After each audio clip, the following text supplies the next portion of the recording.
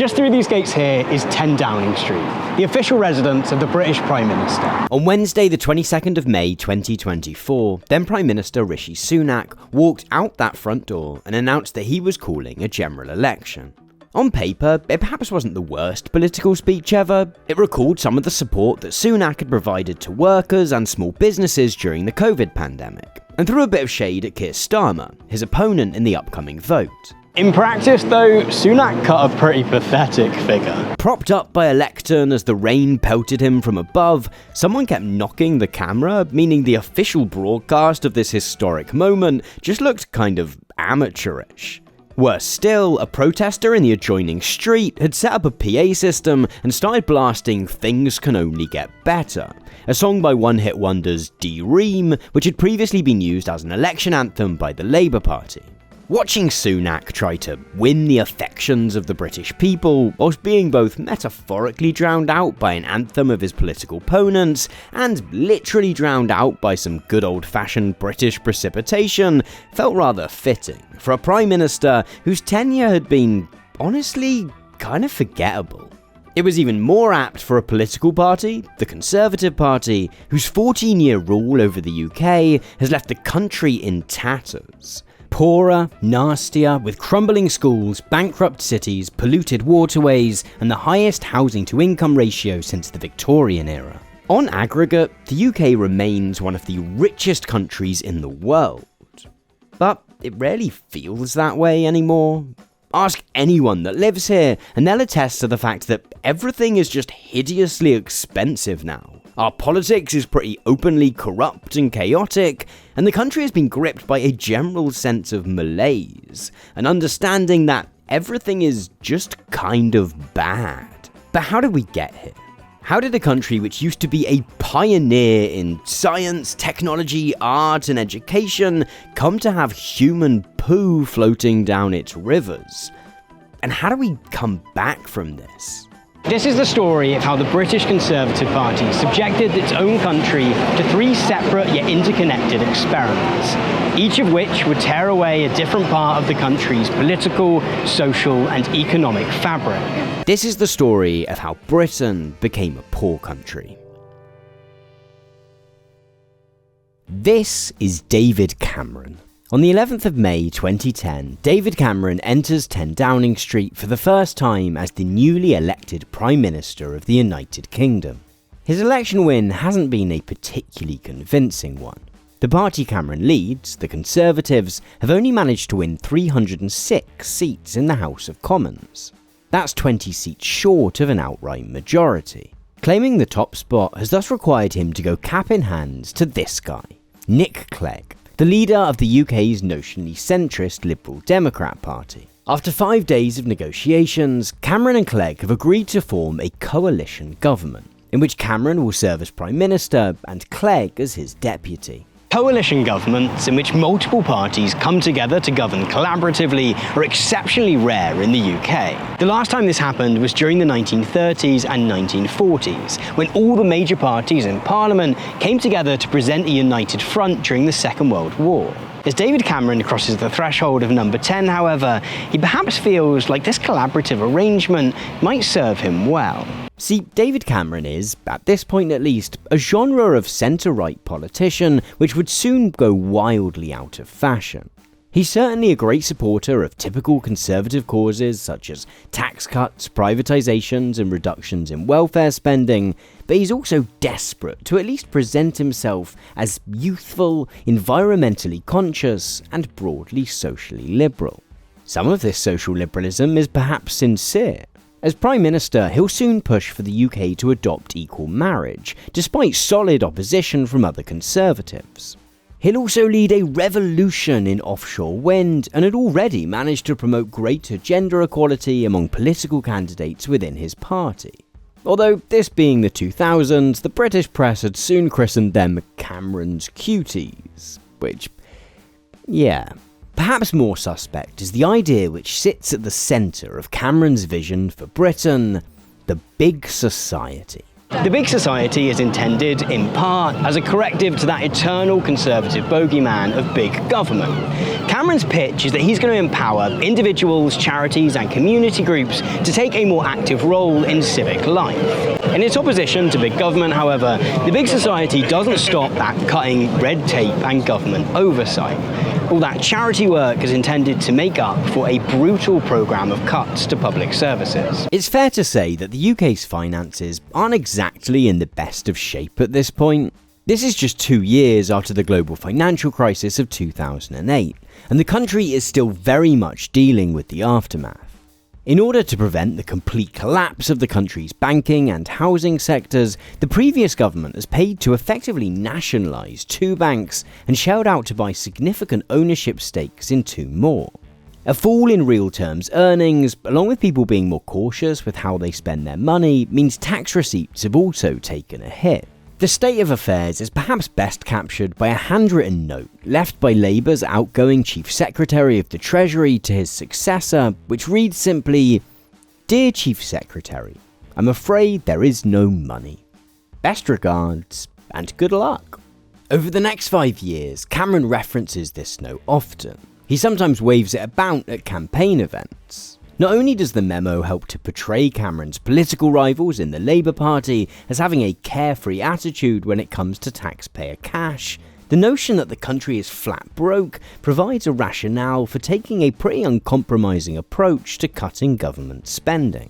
As things stand, the UK government is running a budget deficit of £150 billion. Cameron and his government unveil a plan to cut that number as quickly as possible. It doesn't matter that interest rates are at their lowest since 1694 and that the cost of the government's borrowing is effectively zero. Cameron and Osborne want to slash the size of the state. And there has perhaps never been a better excuse to do so. The package of spending cuts implemented over the next few years includes reforms to the welfare system, which make it harder for disabled people and sick people to access support. It involves a 13% cut in funding for schools and colleges, as well as a 40% cut to funding for universities, made up for by shifting the burden of tuition costs onto students through a tripling of fees. Anyone working in the public sector has their pay frozen for 2 years, and subsequent annual pay rises capped at 1%. Police funding, defence spending and public transport spending all receive swingeing cuts, whilst the Royal Mail, the UK's postal service, is sold off to investors at a bargain basement price. It's hard to get across in just a short section of one video quite how wide-ranging Cameron, Clegg and Osborne's attack on public spending is. There's not a single part of British public life that goes untouched. And judged on its own terms, it's pretty successful. By 2015, the deficit has dropped by more than a third. Nevertheless, the effects on the economy and country more broadly are mixed. Throughout the 5 years of the coalition government, George Osborne repeatedly tells Brits that, quote, "We're all in this together when it comes to this attempt to fix public finances." Nevertheless, the pain of austerity is felt strongest by the poorest in society. In fact, at the same time as work for ordinary people is becoming more precarious and less well paid, corporation tax, the tax paid by companies on their profits, is gradually brought down from 28% to just 20%. By 2015, the grim reality of Cameron's big society is evident in the rise of food banks. 5 years ago, food banks had been essentially non-existent in the UK. The country's most prominent food bank charity had handed out just 40,000 packages that entire year.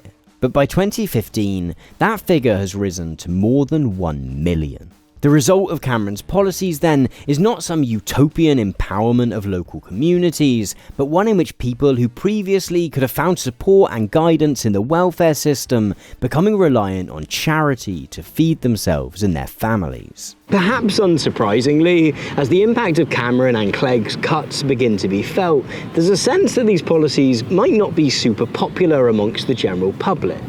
The coalition years are beset with protests and strikes and demonstrations by various groups affected by the austerity regime. And if it's easy to disregard such activists as a vocal minority, the notion that UK voters might be experiencing a touch of buyer's remorse quickly becomes evident in the polls too. By the end of 2010, the Labour Party has overtaken Cameron's Conservatives in the polls, a lead they maintain consistently for the next 4 years. The right-wing press mercilessly lampooned the Labour Party leader, Ed Miliband, for his slightly meek, awkward aura, including through publishing this unflattering photo of him eating a bacon sandwich. Nevertheless, while Labour's polling lead drops, they still retain a slight lead.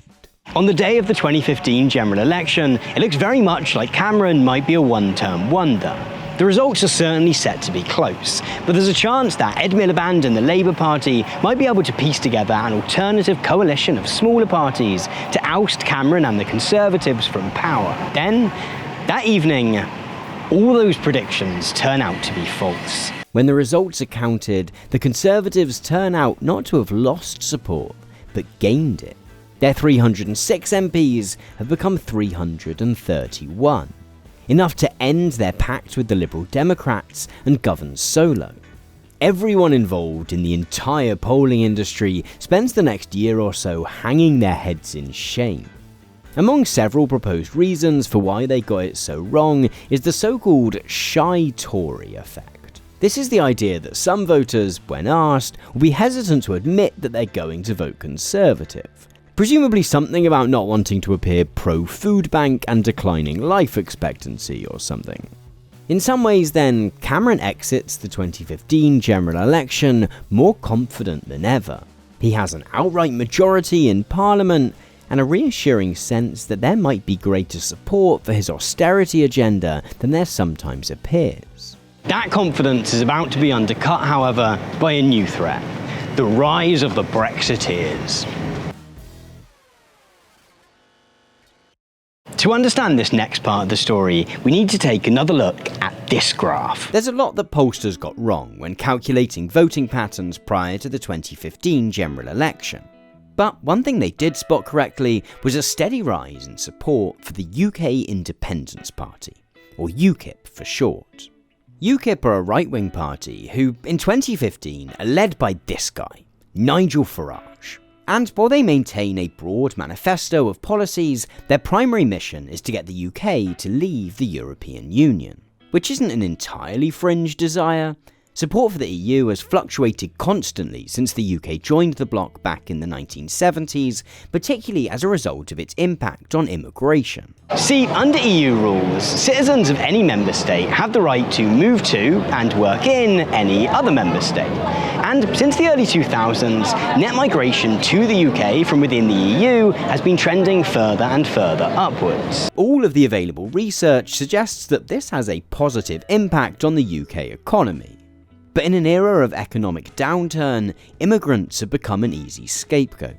David Cameron has often joined in on this scapegoating, making high-profile promises to bring net migration down into the tens of thousands. Nevertheless, support for UKIP continues to rise. And in 2014, one of Cameron's own MPs even defects to the party in protest at his perceived inaction on the issue. The result is that Cameron decides that he has to do something in order to avoid losing more support.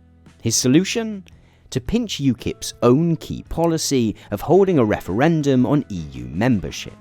A nationwide vote presenting Brits with a binary choice: in or out. Cameron's reason for calling the vote is because he feels pretty certain that the Remain campaign is going to win. He wants to prove that whatever concerns might exist around immigration, that wanting to leave the EU is little more than a fringe obsession of a vocal minority. This, of course, is not what happens. The first blow to Cameron's plan comes just a day after he announces the referendum. That afternoon, he receives a text message from this guy, Boris Johnson. Having been to both school and university with Cameron, Johnson had previously been something of an ally. But in his message that morning, Johnson declares whatever truce there might have been between them to be over, and says that he'll be throwing his full weight behind the Leave campaign. Johnson soon emerges as the Leave team's de facto leader, And agitating to leave the EU turns out to be a whole lot easier than campaigning to stay in. It might be that all the available evidence suggests that staying a member of the European Union is the more prosperous economic choice for the UK, but explaining why is kind of boring and technocratic. Whatever the evidence suggests, it's just kind of difficult to inspire some kind of deep adoration for a somewhat bureaucratic trading bloc. The Leave campaign, by contrast, is free to weave a highly emotive narrative, which stitches together a whole range of distinct issues under the banner, Take Back Control. This notion of taking back control is partly about immigration, but it also taps into a whole range of anxieties about the country's declining influence on the world stage, and even cuts to public services, which are reframed as no longer being a political choice made by the Conservative Party, but the result of a need to send great sums of cash to Europe. In fact, the success of the Take Back Control narrative is that voters can kind of project whatever they want onto it. It allows Brits to take whatever their frustrations might be with contemporary Britain, no matter whether they are real or relevant, and redirect that anger at the EU. And it works. At 4:40 AM on the 24th of June 2024, the BBC announces that Britain has voted to leave the European Union by 51.89% to 48.11%. Throughout the referendum campaign, David Cameron had promised that he'd continue to serve as Prime Minister regardless of the outcome of the vote. Not 10 hours passes after polls close, however, before he reneges on that pledge entirely and resigns. It's interpreted by many as a somewhat sad attempt to escape the consequences of his own actions, and, in so being, sets the stage for plenty of other prime ministerial resignations to come. The logical assumption following Cameron's resignation might have been that Boris Johnson would take over as PM. He had, after all, effectively led the Leave campaign, and this would be the perfect opportunity to see his vision for a post-EU Britain through. After days of speculation, however, he bottles it at the last minute, and the leadership contest is won instead by this woman, Theresa May. One of May's stock slogans during her campaign to become Prime Minister is "Brexit means Brexit." The challenge is that no one's entirely sure what Brexit means. The narrative of taking back control had been intentionally vague, but actually leaving the EU would require concrete, specific policy. Given the desperately thin margin on which the referendum was won, the logical thing to do is perhaps to find some kind of compromise. Maybe the UK ceases to be a full member of the EU and introduces some additional controls on immigration, but retains a close trading relationship with the bloc. The problem is that the referendum debate has only really hardened opinion on all sides. For many Brexit-supporting members of the Conservative Party, the only acceptable way forward is to make a complete break from Europe and to seek closer ties with the US instead. Opposing these are a smattering of pro-Europe activists and MPs across the major parties who are dead set on frustrating the process entirely. May's one point of solace is that public support for the Conservatives has been steadily rising since the referendum, as voters who had been drifting towards UKIP have come rushing back to the Conservatives. She therefore decides that what the country needs is another election. Her hope is to increase her majority in Parliament and thus make it slightly easier to pass the various bills necessary to facilitate an orderly Brexit. Much like Cameron's gamble with the referendum, however, this is not what happens. The following election campaign is a car crash for May, who turns out to be almost impressively uncharismatic. At one point, she tells a reporter from ITV that the most rebellious thing she's ever done is run through a field of wheat. When questioned on policy, she has a habit of simply repeating stock slogans about the need for, quote, strong and stable government. The result is that come election day, May doesn't secure the increased majority she expected, but loses seats instead. Clinging onto power thus requires her to form a pact with the right-wing Democratic Unionist Party. Worse still, the parliament she's overseeing is now more fractured than ever. There's both relatively high representations from smaller parties and a set of increasingly stark factional divisions within each of the main parties, all of whom want something quite different out of Brexit. This means that gathering enough votes to pass a Brexit deal through Parliament becomes even more complicated than it was before. In November 2018, May announces that she's negotiated a withdrawal agreement with the EU, which will outline the future relationship between the UK and Europe. Nevertheless, the deal contains special protections in order to avoid the UK having to build a hard border between Northern Ireland and the Republic of Ireland. And while these protections are intended to avoid any disruptions or complications to the Northern Irish peace process, for the most committed Brexiteers, they represent an unforgivable failure to completely detach from the EU. After 3 failed attempts to get her agreement through Parliament, May decides that she's had enough. Once again, the nation tunes in to watch a Conservative Prime Minister stand in front of 10 Downing Street and announce that they're going to walk away from their responsibilities. The fog of failure and defeat becomes harder to ignore. With the UK's top job vacant once again, Boris Johnson decides that his time has come, and his fellow Conservatives clearly agree. He sweeps the subsequent leadership contest and officially takes over as Prime Minister on the 24th of July 2019. Johnson's approach differs from May's in 2 key ways. Firstly, Johnson is far less worried about the prospect of a so-called no-deal Brexit, in which the country simply crashes out of the EU without having negotiated a future trading relationship with it. Secondly, he's much more ruthless in his attempts to outmaneuver his opponents. In August 2019, Johnson takes the extreme decision to drive to Buckingham Palace and to persuade the Queen to effectively suspend Parliament for a month.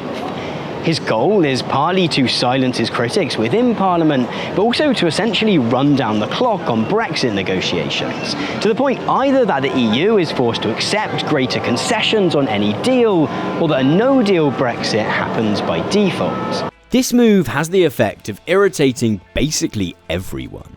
The Supreme Court rules his suspension of Parliament to have been illegal, and Johnson is forced to return to a House of Commons that is somehow now even more divided than before. He thus decides that what the UK needs is another election. And this time, well, it actually does go to plan. Johnson campaigns using another 3-word slogan, "Get Brexit Done." And to a nation exhausted by 3.5 years of trade talks and treaties, the notion of simply getting it over with clearly appeals. Johnson secures a landslide victory with 365 seats to Labour's 203. When Johnson manages to renegotiate Theresa May's failed deal and get it passed through Parliament, it appears that Britain is firmly exiting its Brexit era. The consequences will certainly be felt for years to come, but the political wranglings at least begin to die down. And they do so just in time for a new challenge to appear in the form of COVID-19. First come several weeks of watching the infection spread through China and Europe. Then, on the 30th of January 2020, the first 2 cases of COVID-19 are documented in Britain. Public health measures are introduced slowly at first. Reminders to wash hands, bans on large gatherings, mandated quarantine for people arriving in the UK from certain high-risk countries. Then, on the 23rd of March, Boris Johnson appears on national TV to announce a nationwide lockdown. Johnson had initially been pretty sceptical about invoking such a measure. Ever the Conservative, he was worried about the impact that shutting everyone in their houses might have on business. He briefly considered actively allowing the disease to spread across the country to build so-called herd immunity through infection. Nevertheless, with deaths rising exponentially, doing nothing eventually becomes untenable. With everyone stuck inside, glued to the TV, it's perhaps only right that politics becomes a bit of a soap opera over the next few months. First, Johnson himself contracts COVID, and swiftly goes from being entirely unconcerned by the disease to lying in an intensive care unit in St Thomas Hospital. Then, this guy, Johnson's chief advisor Dominic Cummings, gets caught out for having broken lockdown rules by visiting his wife 5 hours away whilst displaying COVID symptoms. Amid these controversies, Johnson's allies in the Conservative Party find numerous ways to use the pandemic to funnel money into the wallets of their friends. It quickly becomes apparent that the country's National Health Service is going to need a whole load of additional masks, aprons, and other protective gear. Johnson and co. thus leveraged this urgency to suspend anti-corruption laws around government outsourcing. Billions of pounds worth of public money is handed over to the friends and acquaintances of government ministers, in some cases in return for equipment which is entirely unusable.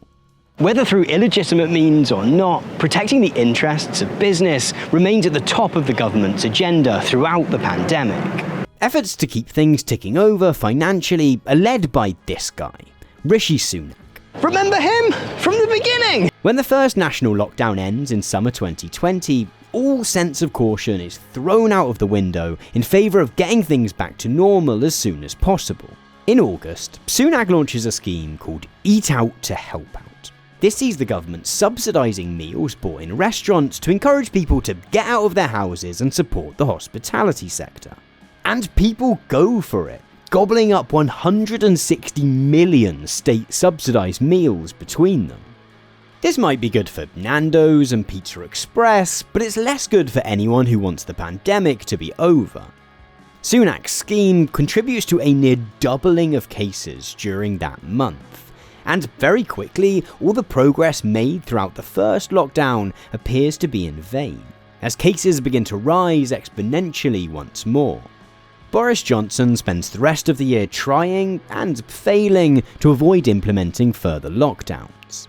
At one point, he tells colleagues that he would rather let the bodies pile high than confine people to their homes again. Nevertheless, the rise in cases eventually becomes too significant to ignore, and the UK is subjected to 2 more national lockdowns during 2020 and 2021. The Conservative Party's lead in the polls, which had peaked at 22% whilst Johnson was in hospital, takes a bit of a tumble during these chaotic months of last-minute lockdowns. But by the spring, a successful COVID vaccine rollout puts Johnson on the up again. In May, the Conservatives win a historic by-election victory in Hartlepool, and things look stronger still. Sure, there might be a lack of lorry drivers and a shortage of basic foods in the supermarket as a result of Johnson's Brexit deal, but the politician known to many simply as Boris continues to have a broad base of support. Behind the scenes, he reportedly talks of wanting to remain in power for a decade. Then it all comes crashing down. In November 2022, the Daily Mirror publishes an article revealing that Boris Johnson and his staff had hosted several staff parties in 10 Downing Street the previous Christmas. This flew directly in the face of rules banning social gatherings, rules which had been drawn up in that very same building. The Prime Minister's office initially denies these reports, but footage and photos soon begin to emerge. All in all, 17 parties are found to have taken place among staff, and both Johnson and Rishi Sunak are eventually fined for breaking the law. Johnson's political career had rarely been without scandal, but the clear hypocrisy of the PM setting rules whilst ignoring them himself helps this one to stick. Even the usually die-hard Conservative press begins to turn on him. Then, a few weeks later, Johnson attempts to promote an MP who's been credibly accused of multiple accounts of sexual assault, and his fellow MPs begin resigning from Johnson's government en masse. On the 8th of July 2022, the man who just recently had been eyeing up a decade in power is forced to make that now iconic shameful walk out the front door of 10 Downing Street to announce his resignation. He leaves the country with one more 3-word phrase for good measure: "Them's the breaks." It had once seemed almost certain that whenever Boris Johnson did retire, he'd be succeeded by Rishi Sunak. Regardless of the disaster of Eat Out to Help Out, Sunak had gone to great lengths to use COVID to further his personal brand. But remember all those MPs that Boris Johnson had expelled from the Conservative Party during the Brexit debates? Well, those expulsions, along with the broader polarisation of the Brexit process, had led many of the party's more socially liberal members to jump ship. The result being that the party is now comprised almost solely of hardline right-wingers and libertarians. Sunak does throw his hat in the ring then, but the contest is eventually won by this woman, Liz Truss. Now, as we've already seen, the Conservative Party has always been a party of low taxes and cuts to government spending. But Liz Truss is something else. A one-time contributor to a book called Britannia Unchained, Truss is an unabashed, unreformed libertarian who doesn't so much believe in a small state as no state. Unless, of course, it's serving the needs of the super-rich. In fact, Truss turns out to be so extreme in her low-tax fundamentalism that she almost bankrupts the entire country in just a matter of weeks. On the 23rd of September 2022, Truss unveils a package of economic policies which revolve around £45 billion worth of tax cuts to the country's richest. And remember, this is a country which has already suffered more than a decade of austerity, and in which every public service, from the NHS to the police, is at crisis point. So she decides to fund these tax cuts through increased government borrowing. Global financial markets usually quite like tax cuts, but Truss's approach is viewed as so bold as to be reckless. Investors quickly come to view holding investments in the UK as far too risky and start selling off government bonds and currency. The value of the pound plummets, and more importantly for the Conservative Party, interest rates on mortgages begin to rise. The result is that any support for Truss among MPs, party members and voters falls through the floor. The Daily Star posts a live stream of a lettuce on YouTube, wagering that Truss's failure is so bad that she'll resign before the lettuce wilts. And, a few days later, the lettuce claims victory. Just 49 days after she first entered, Truss walked back out of 10 Downing Street and, you guessed it, resigns. In doing so, she becomes the shortest-serving Prime Minister in UK history. Perhaps unsurprisingly, Truss's chaotic leadership sees the Conservatives' polling numbers drop to new lows. Labour had first taken the lead during Partygate, but the gap has now widened to the point that the Conservatives are a full 30 points behind. For once then, the party decides that the country doesn't need another election. MPs line up to support Rishi Sunak in taking over the top job, and on the 25th of October 2022, he becomes Prime Minister of the UK. Sunak tries time and again to rekindle the UK's love affair with the Conservatives. At the beginning of 2023, he makes 5 promises to the British people, mostly based on getting the economy moving again. Nevertheless, progress on these is patchy. The only target which actually gets met is his promise to bring down inflation, but that's more to do with falling energy prices than anything he's done himself. After some initial movement in the right direction then, support for Sunak and the Conservatives continues to slide. And the more that Sunak's attempts to win back voters from the Labour Party are met with failure, the more he decides simply to double down on trying to hold on to the small rump of voters that his party has retained. This involves leaning into the very worst right-wing obsessions. Sunak and his allies begin devising increasingly cruel punishments for asylum seekers and blocking access to healthcare for trans people. Sunak tries to hold on for as long as he can, hoping for some kind of miracle. But at this point, it's just too late.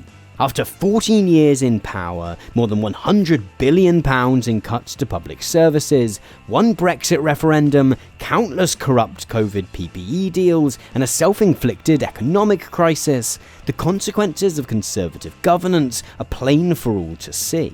A country which has been asset stripped by austerity, cut off from its closest trading partners, and in which spiking inflation and interest rates have sent rents, mortgages, bills, and pretty much everything else through the roof, at the same time as real terms wages have fallen.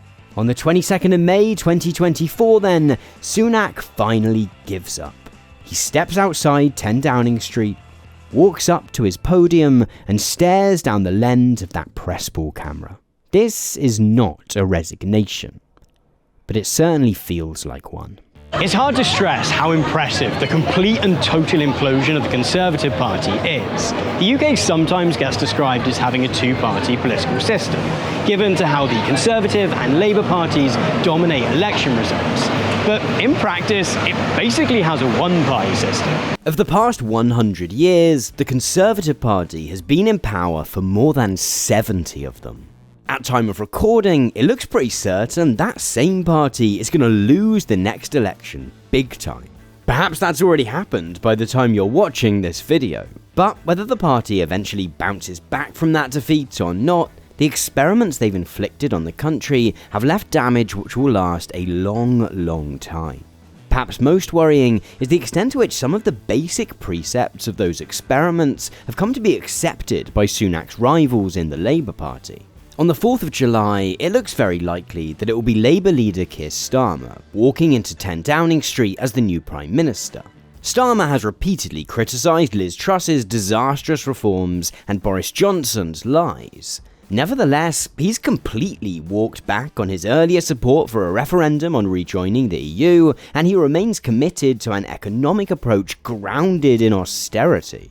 In the same way that David Cameron once waved that note stating that there was no money left, Keir Starmer has repeatedly used Liz Truss's trashing of the economy as a reason to scale back his promises. His manifesto retains most of the Conservatives' cuts to welfare, has a much less ambitious approach to tackling climate change than he once promised, and suggests the party will promote further privatisation of the NHS. In fact, where you would think an election campaign would mostly revolve around the two main parties criticising each other over their specific plans for government, the current contest has largely consisted of each party criticising the other for daring to want to spend any money, which is a problem. Because after 14 years of cuts and mismanagement, the UK needs investment, and lots of it.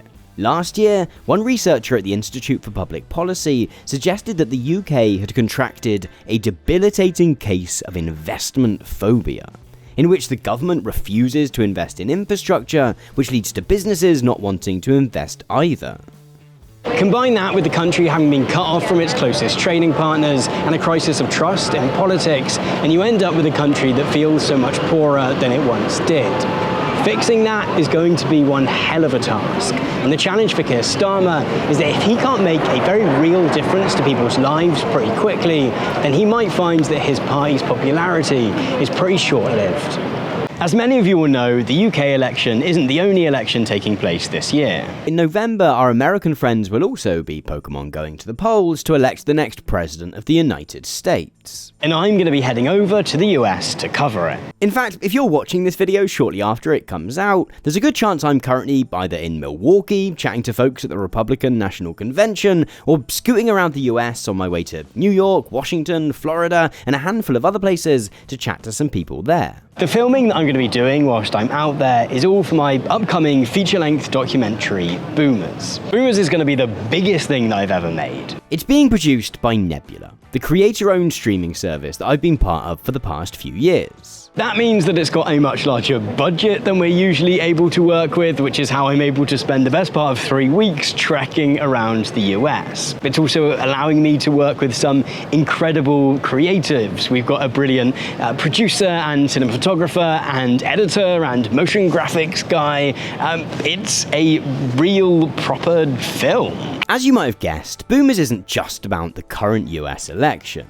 It might begin by talking about the somewhat advanced age of the current main candidates, one of whom is actually too old to be a baby boomer, but it uses this as the jumping off point to ask much bigger questions about age and politics and wealth and inequality. It explores how the baby boomers, the largest generation of humans ever to be born in the global north, were able to use the strength of numbers that they had to rebuild our politics and economy to work in their favour. It asks what legacy they're leaving to their children, the new challenges that are going to emerge as the boomers themselves get even older, and what those of us in younger generations might have to do to clean up after them. As I mentioned, Boomers is a Nebula original production, and some of you might already know a little bit about Nebula. It's a collaboration between myself and a whole bunch of other creators, including Wendover Productions, Legal, and H-Bomber Guy.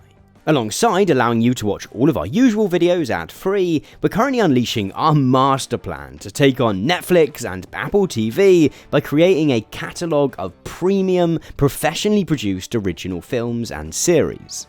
Jessie Gender's short film Identities released just the other day, and people are already loving that. We've got a short film by Philosophy Tube's Abby Thorne called Dracula's Ex-Girlfriend, which just wrapped, and the boys from Wendover Productions have an ingenious new game show called The Getaway, which is about to come out, which I can tell I'm going to be absolutely obsessed by. Boomers is going to be releasing exclusively on Nebula later this year. But if you want to get in early and be able to watch Identities and The Getaway and all of the fantastic catalogue of stuff which is already on there, whilst also supporting the project, then you can do so now by signing up to Nebula using my personal link go.nebula.tv/Tom Nicholas. That link gets you access to 40% off an annual plan so that you can watch all of that amazing stuff for just $2.50 a month. We also now offer lifetime plans, which have proven really popular. These give you lifetime access to everything that's ever released on Nebula for a one-time fee. I'd really love for Boomers to be just the first of many of these kind of big productions that I'm able to make, and if people sign up to watch it nice and early, then that proves that there's some kind of demand for it. So that link again is go.nebula.tv/Tom Nicholas. Thank you so much, and yeah, I can't wait to tell you more about that soon. Thank you so much for watching this video. I hope you found it enjoyable or interesting in some way. All that's left for me to do now is to say a quick thank you to my top tier supporters over on Patreon. Those wonderful people are Agent Maxwell, Al Zweigart, Alexander Blank, Alan Gann, Amit Singh Parahar, Bill Mitchell, Christopher Cowan, Dickon Spain, Fiasco Linguini, Gabriel Koch, Gary, Glenn Sugden, Jimmy Dunn, Lisa Yuan, Neil de Vildgaard, Richard Rapoon, Sergio Suarez, Sophia R, Yillimson, ZC Reese, Zoe Alden, Jarabar, and Strange Weekend. If you'd like to join those wonderful people in getting access to scripts to these videos, some sneak peeks of whatever I'm working on next, my weekly blog, the Friday Update, in which I say what we've been up to, and a bunch of other stuff, then you can find out how to do so at patreon.com/Tom Nicholas. Thank you so much for watching once again, and I'll see you in the next video.